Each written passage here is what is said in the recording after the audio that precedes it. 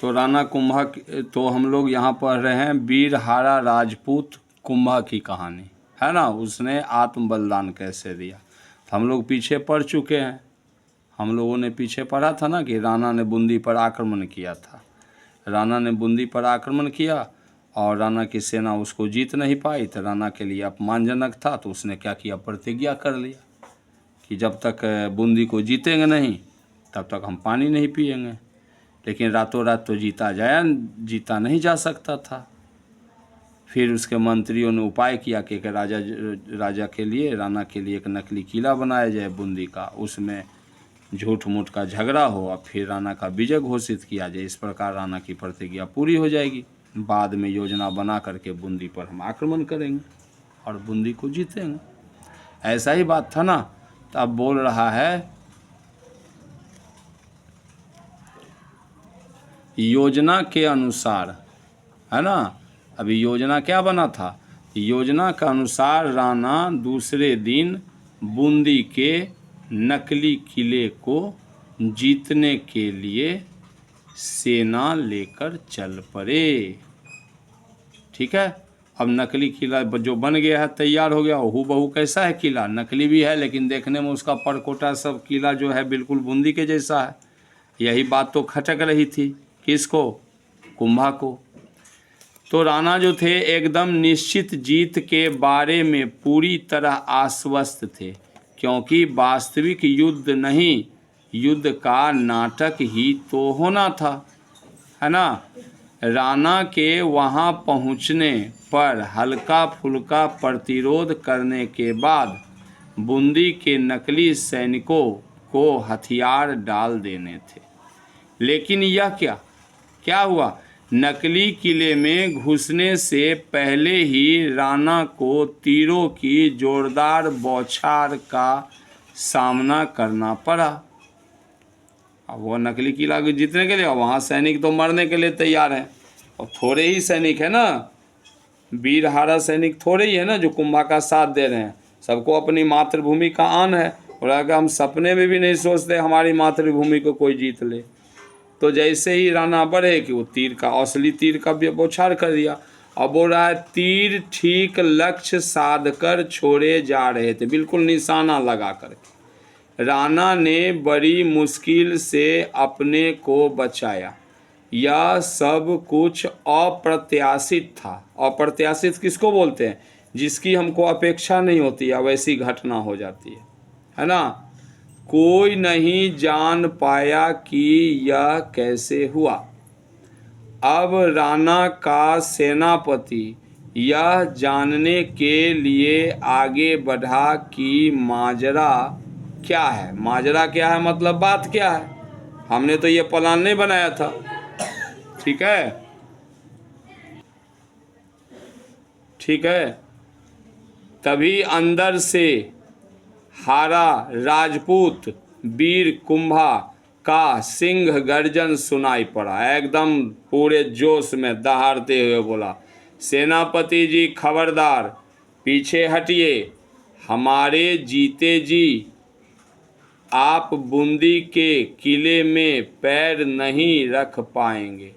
अंदर आने के लिए आपको बूंदी के वीरों की लाशों पर से गुजरना होगा। बोला कि हम जब तक मरेंगे नहीं तब तक हम आपको आने नहीं देंगे। किला नकली है तो नकली है भैया, तुम इसको कैसे जीत लोगे इससे।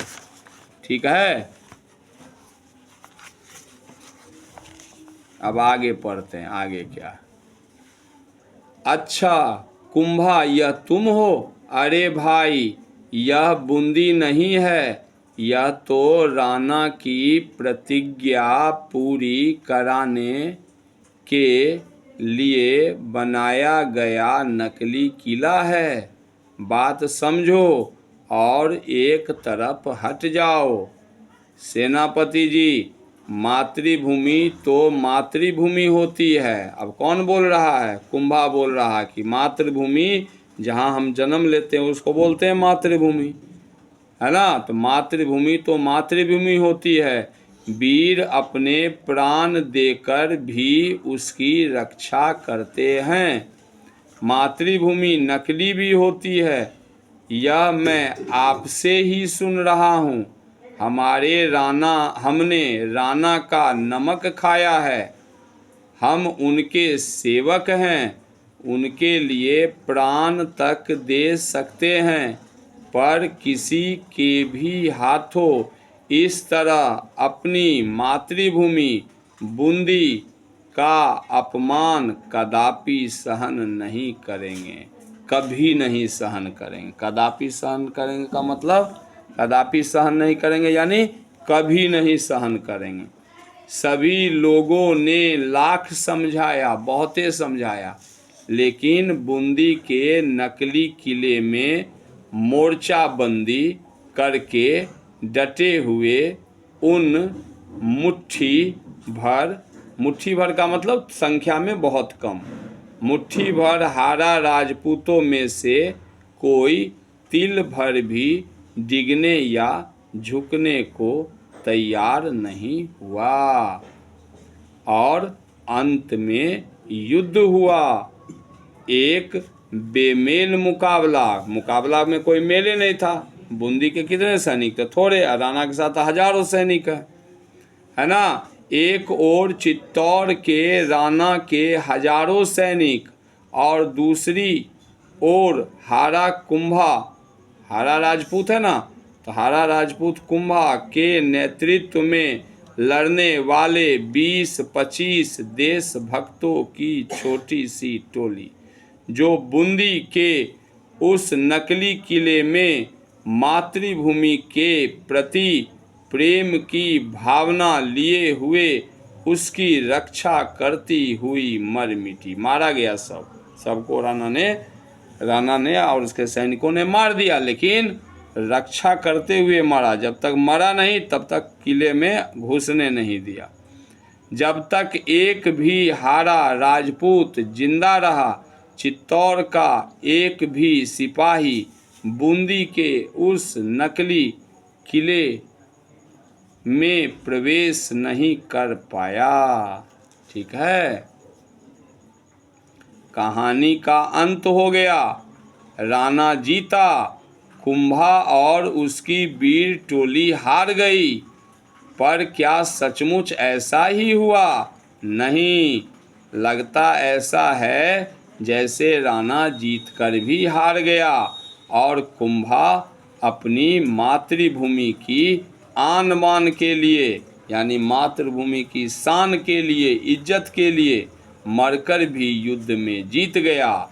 और राणा कुंभा ने जैसा अपना बलिदान दिया तो इतिहास में अमर हो गया। कितने साल पहले की घटना होगी? कम से कम ये तुम्हारे 500 साल पूर्व की घटना होगी।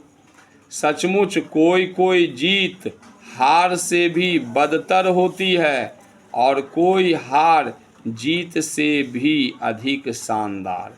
तो राणा की जीत हार से भी बदतर था, क्योंकि इसके पास हजारों सैनिक है और वो छोटा सा सैनिकों की टोली जो है वह हार के भी जीत गया और इतिहास में उसका नाम अमर हो गया। ठीक है, क्या कुंभा की हार तथा उसका आत्म बलिदान किसी शानदार जीत से भी अधिक गौरवपूर्ण नहीं है? आपसे पूछ रहा है लिखने वाला कि क्या कुंभा की हार और उसका आत्म बलिदान जीत से ज़्यादा गौरवपूर्ण नहीं है? है, जीत से ज़्यादा गौरवपूर्ण है। उसने मातृभूमि की रक्षा के लिए थोड़ा भी नहीं डरा, एकदम निडर होकर के लड़ गया। ठीक है ना।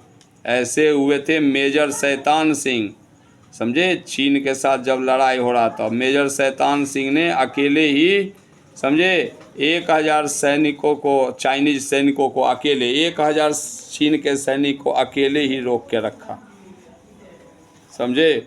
बहुत देर तक रोक के रखा।